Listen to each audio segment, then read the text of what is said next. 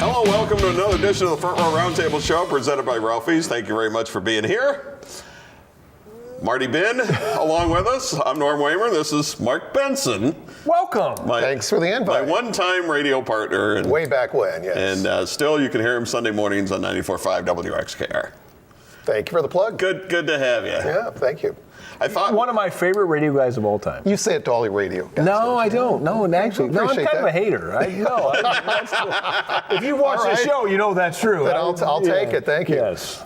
I thought we'd take an impartial look at what happened in the NFL this week. Here we go. Well, he didn't move, so that's kind of an interesting thing. Yeah, well, that's because the Antonio Brown jersey isn't here yet. Oh, okay. That's one of my favorite text series we've ever had. Is I said, "Are you going to wear your Antonio Brown jersey for taping?" And he said, "No, I think the Trent Brown jersey be more fitting." And I was like, "Well, okay, we'll leave it at that." It is true. Yes. It is true. I didn't want to start there, but we will get to it as we go along here. Okay? Well, and I would like to thank our absent co-host John for texting me today the Cole Beasley set of tweets, which I thought were classic because, you know, going to the Bills, and one of the Cowboys fans says, "Well, going to the Bills where you just won't win." And he said, "I've been with the Cowboys the last 7 years where I haven't won. Right. I'm good." And I'm thinking, thanks. So John, even though he's not here, is looking down on us now, casting his Redskins hate on my Cowboys. I actually have Dallas on here. Part of the agenda a little bit later. They've done nothing. Let's start with the one everybody's talking about around here. Odell Beckham going from the Giants to the Browns. Okay. Well, first The of all, Giants get a first, a third, and Jabril Peppers. so the Giants won the trade, even though the pundits say otherwise. The Giants won that trade. I think it was a good trade. For both? I do. I really do. So how many prima donna wide receivers have made a big difference in their team in the next 2 to 3, even in the near time horizon? How many? Because I texted with, because Browns fans, I'm just saying, that's not the trade you want to make the difference. A stud offensive lineman, a great D end, a safety, make a difference. Prima donna wide receivers, they're just prima donna wide receivers. Does make a difference, but we discussed this before when the Raiders lost a pass rusher that they traded to the Bears. Yes. And Vegas subtracted a half win from the Raiders. Mm-hmm. That basically any one player in the NFL is worth about a half a win, except for quarterbacks. Correct. Well, that's where it's going to be. It's with Baker Mayfield. What kind of year is he going to have? He's got a prime target now. How much of that will make a difference? I mean, I like him. I think he is the key, obviously. I mean, with all the Beckham talk as well. I think much improved. I don't know if you want to start printing out playoff tickets out in Cleveland. But Oh, trust me, there's a whole bunch of people. I know there are a lot of people, and I understand that, but I think well, obviously it's an upgrade, no doubt about that. I would be hesitant as well because of their history, but if you look at the rest of the division, there's not a lot to scream at in that division anymore. The Bengals are the Bengals. They didn't do anything to get better. The Ravens lost players on defense. Yeah. So it's difficult. And have signed a few. For me to say that they're going to get better. All right. And Pittsburgh's clearly regressed. So there you go. Get your playoff tickets now. It's there to be had. Right, so 9 and 7 put it that way. 9 and 7 might win a weak division where you get It's stomped possible. like a narc at a biker rally in the first round. I got it, but that doesn't mean we should all get euphoric about the Browns Super Bowl because I mean my phone literally was melting down while I was trying to eat dinner last night. They went from 25-1 to 14-1 on the Super Bowl, and the 14-1 is actually the third best in the AFC behind the Patriots and the Chiefs. Which proves that a whole lot of people in Northeast Ohio had nothing better to do last night than call their bookie. That's it. That's all that we just proved. No. So you're saying right here, right now, they're not going to make the playoffs? No, I think they will make the playoffs. Okay, all right. I just But wanted to the make sure. chances of advancing to anything meaningful in the playoffs or winning a Super Bowl, in my opinion, did not change. Agreed. Making the playoffs is different than making But if you haven't, I'm a Cowboys fan. I know the difference. well, I'm a Lions fan. Do I know the difference? Thank you. But the thing is, if you haven't made the playoffs since 2002, obviously they're excited in Cleveland. So at least they're making steps forward. We'll see if this is the biggest one. I don't know. Well, speaking of the Lions, what did the Lions do? They signed a lot of former New England Patriots. They're all in on the Patriot way, and Patricia and Quinn are getting guys that they know who they are. They can plug them into different situations. The defensive end really replaces Ziggy Ansah anyway, right? And Ziggy is so often injured too. You really can't count on him, at least for the last few years. Cautiously optimistic. But I'm thinking, they talk about the defense being improved, and then they sign Zach Zenner, but I think they need another number 2 behind Johnson, because it looks like they're going to be trying to run the ball, do more ball control than they have in the past. Now, where does that leave Stafford, who likes to sling it and, have the wide open offense? He may be limited in what he can do. I don't know. But being a Lions fan, all things being equal, cautiously optimistic is the best I can give. Who's going to jump in on Matt Stafford, me or you? I feel bad because Mark's the new guy and we don't want to hurt his feelings. But you called him Matt Stafford. That on this show you're not allowed to call him that. He's Matt Statfiller. Yeah, just so we're clear, that's his name, and we believe that here. We've been going to lunch for so long on Sundays that we go back to the day, past the days where the Lions were 0-16 and all that. Right. And honest to God, when we had 4 people that were going to lunch at the same time, and we would actually get to the fourth quarter, each throw a buck in the middle of the table and predict how the Lions were going to lose the game. Right. Interception, fumble, block punt. The best one was against the opener against the Falcons. Oh. When the first play from the scrimmage, that's right. And Matt Ryan threw an 80-yard touchdown pass. Check, please. We're Season's done. over. That's it. Well, and I think this year's draft is unique. Probably more than the last 7 or 8. I think there's more talent late that you're not sure about. I'm not sure the top is so fantastic, whether it's quarterbacks. It's deeper than it's top heavy. I think there are less slam dunks at the top, but more people in the 3rd or 4th round that might turn out to be great, whether it's wide receiver, defensive line, secondary players. I just think this is a really hard to grade draft. And so if you have those middle round picks that you don't have to pay a lot of money to, you could change the direction of your franchise. I mean, I have a friend at the office who's a Giants fan, and he was telling me how many picks they actually have now. Right. And unfortunately, Dave Gettleman's still the GM.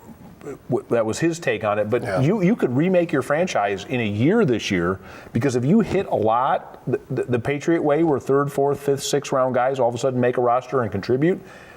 To me, this is the draft. This year's draft is really unusual because there's not a drop-off. And I wonder if the Lions could achieve some success with that. And that's, to me, the Browns, that's where I think they've goofed up this year, is they had that draft capital. Just keep taking shots on those cheap contracts. Or if you have 4 picks in the first 36. And we'll might mention who that is when we come back. What do you say? Antonio Brown. We'll do this when we come back. From our Roundtable show presented by Ralphie's. Bring yourself to Ralphie's. Yeah, it's that good. Ralphie's has great specials to celebrate your Easter, St. Patty's Day, and Basketball Madness. The best Reuben in town to jumbo wings, plus half-priced apps Sunday through Thursday after 9. And weekday happy hours are from 11 to 8. Fresh food, cold beverages, and Keno. Come to eat and stay to play. Bring yourself to Ralphie's. Yeah, it's that good. Mortgage Marty here. It's spring buying season's right around the corner. In fact, now is the best time to get started. Gives us a little lead time. If there's things we need to tweak, we can get on it right away. Remember, those credit inquiries don't affect your score any more than they will if you check later. So one inquiry, whether it's now and then again in the spring, still only counts as one, won't hurt your score. We helped 3 customers this week improve their score by an average of 30 points. So reach out now. Let's get that started. 419-461-0667 or marty.bin, B-I-H-N, at fairwaymc.com. It's March Mayhem as Power Bound Wrestling is back in action in Toledo on Sunday, March the 17th at 5 p.m. at St. Clements Hall, 2990 Tremainsville Road. See Unchained Brandon Day, the amazing Nate Madsen, Madman Fulton, the Circus of Pain, Sexy Sean Casey, Malice, the Bachelor Ben Boone, Queen Amadonna, and more. Get your advanced discount tickets right now at pbwexcitement.com. It's the best wrestlers in the Midwest, Sunday, March the 17th in Toledo.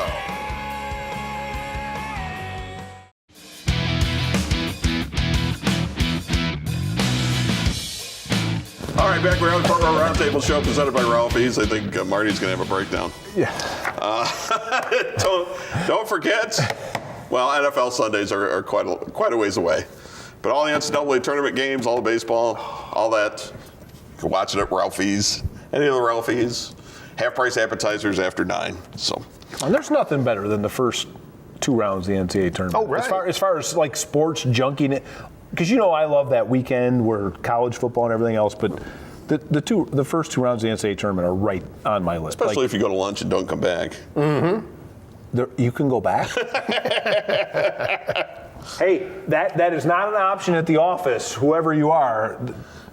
No, we close. Okay, then. Yes, 11:30. All right, let's take an impartial look at Antonio Brown. Uh-oh. You know that when you look at what the Giants got for Beckham and then look at what Pittsburgh got for Antonio Brown, holy moly. Correct. Yes. Now Dave Gettleman looks like a genius. Right. Yes. Right, sure. Dave, I'm sorry. I shouldn't have disparaged you because you got a haul compared to what Pittsburgh got nothing. Now, I watched the presser on Wednesday when they introduced Antonio Brown. It's going to be fine. Well, he's got something to prove for a year or two, and then he'll get unhappy like all diva wide receivers do, and then it'll end badly, and you'll have a lot of bad cap money, but it's going to be fun for a little while. I'm sorry, did I? I think Gruden knows how to handle guys like that. Goodness. He did win a Super Bowl. He had some personalities in Tampa. He won a Super Bowl and then went up in the booth and has parlayed that into being the guru. Well, you can't criticize him for this move. All right, continue on. No, absolutely not. It's an upgrade. And this is a situation, if he really wants to be there, great, because we know he didn't want to be in Pittsburgh, for sure. It was funny at the presser because you talk about the ego-driven wide receivers, the divas. He was pumping him up so much at the presser. He's telling everybody in the world that he's the greatest wide receiver in the NFL, thereby pushing him to prove it. I'm fine with that. And he's going to get the ball. Correct, because there are not a lot of alternatives. And that's all he wants. Well, actually, that's not true. They also signed the Williams receiver from the Chargers. Right. And you're still going to have Jordy Nelson working in the slot. And you got another receiver or two that are decent 4th and 5th receivers. So I think you got toys. And now, don't get me wrong, the defense has got work to do, and we'll see what they do in the draft. As I mentioned, 4 picks in the first 36. But they went out and got the best left tackle available as a free agent. Gave him probably too much money, but they did what they had to do. So they've done some things to shore up the offensive line. They gave Derek Carr more toys to work with. They got to find a running back, but I think you're going to see a number of them available 3rd, 4th round. They're going to find their guy. And there's some free agents to. One of them 3 pass rushers dropped to them at number 4. I think you help address that need. So I think they're going to be competitive. Well, my prediction right now is all 3 of those pass rushers. I'm sorry, 2 of the 3 pass rushers you want will be there at your pick. Because somebody's going to take, Arizona's going to reach for Kyler Murray. I think we can bake that in the cake. And then somebody's going to jump up and get Haskins at 2 or 3. And you're going to have your pick of those edge rushers. When you say improve, how many wins at this point? How many wins? Oh, you got a ways to go yet until we find out who lands where. But I'm just sticking with competitive at this point. I'm on your team. Let's hold him his feet to the fire. 8? In that neighborhood. Yeah. Okay. Well, that'd be a big improvement, sure. I think that they could get there. All right. But you have, I don't think Denver's real strong. Kansas City obviously is. San Diego is getting better all the time, so it's not exactly the easiest way to go. Well, no, that division's tough. Amy Trask, that used to work for the Raiders, now she's, I think, working for NFL Network, was talking about the Steelers. and said basically there's something going on there that's not right. Because she talked about Le'Veon Bell when he decided he wasn't going to be franchised the second time in a row. And generally, players in a locker room respect other players trying to get their money. Right. And don't comment on it. This didn't happen in the Pittsburgh locker room. There were a number of players that made comments about Le'Veon Bell and not playing and holding out. And I go back to how Antonio Brown and Roethlisberger were getting into it. And it's not. I don't think it's a good situation in Pittsburgh. I think it's about time they get that broken up. And I think without a leader, Bell was a leader, Brown was a leader in a way.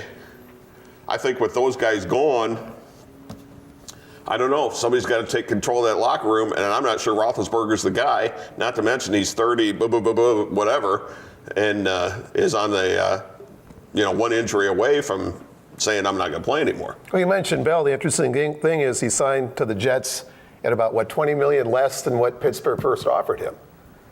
Now, how badly do you want to? I mean, obviously, you roll the die to thinking sitting out a year, he's going to get a better deal, but he's out of Pittsburgh. I think Pittsburgh made a bad bed for themselves when they made their policy on contracts and guaranteed money, because they're one of the anomalies in the NFL, because they basically structure it different than everyone else, and the top players don't appreciate that.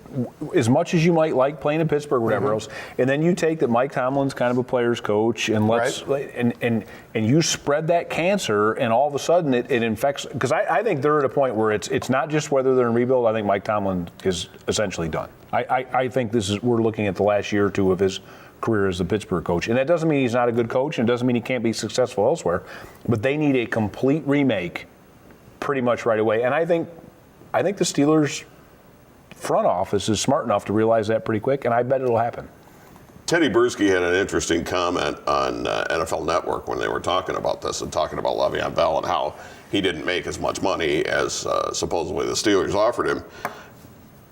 When you go to franchise a guy for the second year in a row, guys hate being franchised. They hate it with a passion. Right. He said the fact that they were going to do it to him 2 years in a row, he said, I would understand if he just said to himself, this is enough. I'm done with it. I'm not doing this again. Right. And that had more to do, yes, he wants to get paid. Yes, the careers in the NFL are short. But I think at that point, he was just done with it. Well, see, it's amazing to me that we talk about all this in NFL and greed of players, and yet we look at Bryce Harper's guaranteed contract and all. I mean, there's no comparison. And in the NFL, you're much more likely to get hurt. You're much more likely to get cut. And it's the violence and everything else, and yet we decry that these people, because I hate to think of those players when we're talking about, people look in the mirror and say, I'm not going to do this for that. And yet we all gripe about it as NFL fans, and it's stupid because they get nothing compared to the other sports. It all boils down to the guaranteed contract. Right. Not the total, but what are they guaranteed in case they get injured? And if you don't get guaranteed money, and I think that Steelers have made a bed they don't want to sleep in now on guaranteed contracts. And ever since the owner passed away for the Steelers, I'm not sure it's been the same since then.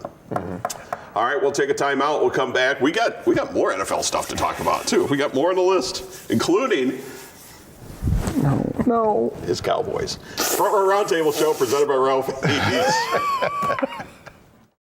Bring yourself to Ralphie's. Yeah, it's that good. Ralphie's has great specials to celebrate your Easter, St. Patty's Day, and Basketball Madness. The best Reuben in town to jumbo wings. Plus half-priced apps Sunday through Thursday after 9. And weekday happy hours are from 11 to 8. Fresh food, cold beverages, and Keno. Come to eat and stay to play. Bring yourself to Ralphie's. Yeah, it's that good. Mortgage Marty here. It's spring buying season's right around the corner. In fact, now is the best time to get started.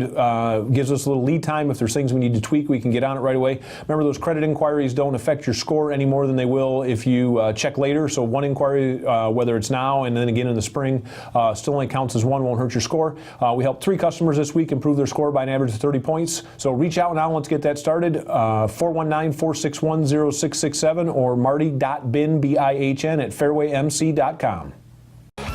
It's March Mayhem as Powerbound Wrestling is back in action in Toledo on Sunday, March the 17th at 5 p.m. at St. Clements Hall, 2990 Tremainsville Road. See Unchained Brandon Day, the amazing Nate Madsen, Madman Fulton, the Circus of Pain, Sexy Sean Casey, Malice, the Bachelor Ben Boone, Queen Eminata, and more.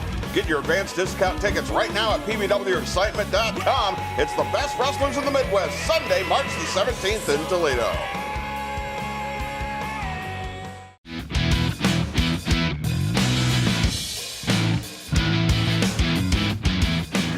I'm looking at Mario already because I know what we're going to get into. Well, I'm saying it's like a soap opera. It's Norm's love affair with Nick Foles. No, it's okay. Let me. All right, fine. Do my stuff here. Back we are for our Roundtable show presented by Ralphie's. I need to get the sponsor. I got it. These guys back here. And we appreciate them. It allows us to be here and be stupid every week. Responsible for us being on air each week. So you can continue your love affair with Nick Foles. See, you think I have some kind of love affair with Nick Foles. Oh, he completes a pass on a Sunday and I get a text. No, that's because I knew it. Mark, it's more true. It's more true than not true. Yeah, just to drive nuts. Oh, yeah. That's all. Yeah. Same way every time Romo would throw an interception, I would text him. There we go. Yeah. Please, my liver enzymes are up enough. Let's not refer back to those days. But Jacksonville's ponying up, what, $88 million over 4 years for Nick Foles?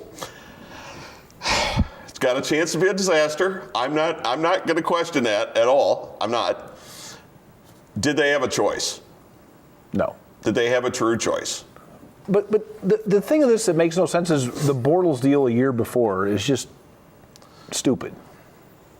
Because everyone that watched football, except the people there that were like, well, we won some games, we made it to the playoffs, we gave the Patriots a run for their money, we better keep it together, despite the fact that if you watched any of it, you knew that was a joke. Because he's awful. Well, it's almost like the Lions. Because a lot of Lions fans are saying, well, I don't necessarily like Matt Stafford all that much, but we don't have anybody else. And I think that's the way they were looking at it. It's okay, buddy. This Lions fan would like to see them try somebody else, or at least maybe draft somebody else. But they're stuck. They're stuck with him. They got the big contract. So I don't know if Jacksonville really had a choice, since there really wasn't anybody else in the market that was going to be somebody that was better than what they had. And this is going to sound like a Nick Foles defense league thing, but the one thing I think you can say is that the locker rooms that he's been in love him. And in Jacksonville, where the locker room last year very quickly ended up in chaos, if you could get that locker room behind you and get the guys where at least they think you're soldiering for them and whatever else, that team has a lot of talent, especially on the defensive side of the ball. And as long as you're not horrible offensively, and oh, by the way, if Fournette's healthy and whatever else, I think just being a decent guy might go a long way toward making that $88 million not expensive, because you don't have to do a ton to win games for them. Now you know I'm a big stat guy, but I think the statistical analysis has gone a little too far, because it's gone so far that we forget that these games are played by human beings. Right. And for a quarterback, what you said, being liked, respected in a locker room, is a huge deal. Because if your lineman, your team likes your quarterback, they will run through a wall for him. You ever watch that 30 for 30 on the 85 Chicago Bears? When them guys talk about Jim McMahon, they talk about him like he's one of the family, that they would do anything for him because of how hard he plays. And I'll expand on what you said about Foles, is that I think that it is a good fit for him because of what you said, that they have a good defense, Fournette's healthy, they have a good running game. And Foles is really kind of a play-action type of guy, I think, anyway. Which is what they're going to have to do to move the football. Perfect. So I think it seems to be a good fit for him. You just hope that you get the Nick Foles we saw with the Eagles and not the Nick Foles you saw with the Rams. Right. I know what you're going to say now. Love to talk about the Cowboys. We're out of time. Well, there's nothing to talk about. Actually, we're not.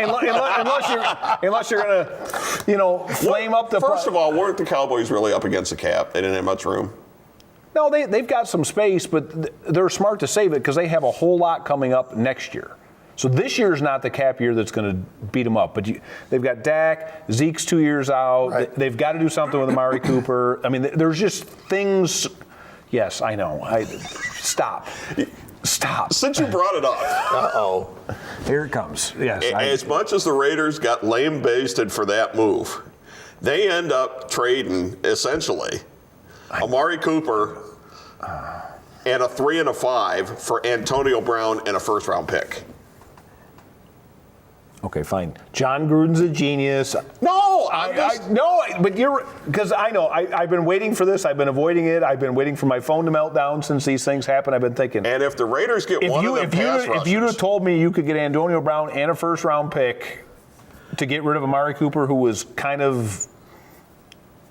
And if the Raiders get a pass rusher with that fourth pick overall, and he does 2/3 of what the guy that they traded to, the Bears. It's okay. You can say Khalil Mack. You can say Khalil Mack. Like the team up north. But on a rookie contract. Yeah, exactly. Which is the part that. So again, go back to what we said about the draft. Your Raiders, I know you don't like to say them that way, but they are. Having that draft capital in a deep draft with a lot of options, you might get 5 or 6 rookie contracts that contribute tomorrow. And by the way, ask the Saints how some really good rookie contracts work. Now, I don't know if Oakland's that smart. I don't know if Gruden's that smart to have known that there were going to be these pass rushers at the top of the draft and say, well, we'll deal Khalil Mack. And, I don't think it's necessary. Well, sometimes it's better to be lucky than good. But it might work out. What I'm listening for from you, though, are the Cowboys playoff bound? No, it's the wrong schedule. They're like the Lions cycle that we were talking about. We're all miserable here. What's going on? Well, come on. I mean, the Cowboys are a middling team. But middling's not going to cut it with Jerry. Middling means you lose your job. Yeah, but that's where they've been for 20 years. But I'm saying, are they going to make some moves now? But in the post-Jimmy era, that's what you get with Jerry running the team. So just so we're clear, and by the way, they're probably a playoff team because the Redskins are going to be. I mean, who knows? Does anyone know? No. Mm-mm. Okay. The Giants will be awful for this year, right? The Eagles, I think, are probably not advancing and might be regressing. Did get Deshaun Jackson back. Right, a really fast guy. I got it. But so who does that leave? Reference my first segment, prima donna wide receiver. Yes. But anyway. What I'm saying is, so I think with the schedule they're going to play, the first team schedule and the out-of-conference games is going to be tough, but I think 9-7 might sneak you into the playoffs next year, and then they'll get beat again. Right. And then it's the same middling draft pick ridiculousness that I've dealt with forever. We got to go, but real quick, Kyler Murray, does he go with Cardinals as number 1? Yes, and that's a Jamarcus Russell Just bust. quick. Yes.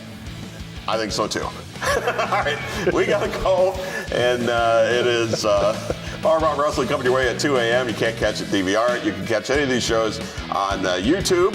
Just go to YouTube, put my name in, and subscribe, and we'll see you next week. Front Row Roundtable Show presented by Ralphie's.